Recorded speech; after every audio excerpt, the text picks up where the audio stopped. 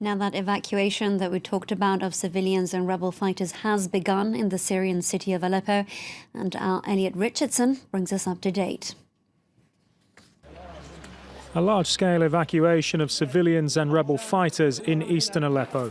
Hundreds made their way out of one of the city's rebel enclaves after a deal was struck between the Russian-backed Syrian government and rebel fighters to end the military strikes. These families have been trapped in besieged areas for months. Now they are free, but without a home.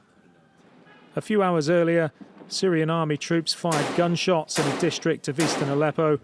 Civilians were nowhere to be seen, trying to take shelter in bullet-ridden buildings.